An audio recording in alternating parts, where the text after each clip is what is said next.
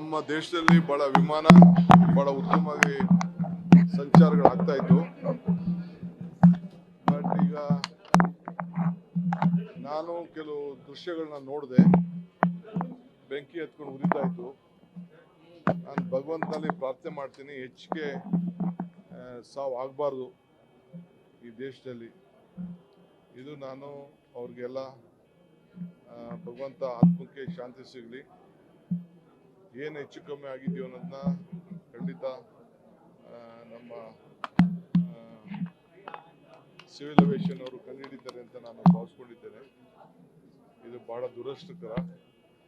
ನಮ್ಮೆಲ್ಲ ಕರ್ನಾಟಕ ಸರ್ಕಾರದ ಸಹಾನುಭೂತಿ, ಪ್ರಾರ್ಥನೆ, ನಮ್ಮ ಪಕ್ಷದ ಪ್ರಾರ್ಥನೆ ಎಲ್ಲ ಕೂಡ ಅವ್ರ ಮೇಲೆ ಇರ್ತದೆ. ಸರ್, ಅದರಲ್ಲಿ ಕನ್ನಡಿಗರು ಇದ್ರು ಅಂತ ಮಾಹಿತಿ ಇದೆ ಸರ್. ಫುಲ್ ಮಾಹಿತಿ. ಕನ್ನಡಿಗರಲ್ಲಿ ನಮ್ಮ ಭಾರತೀಯರು, ಹ್ಯುಮ್ಯಾನಿಟಿ, ಮಾನವೀಯತೆ.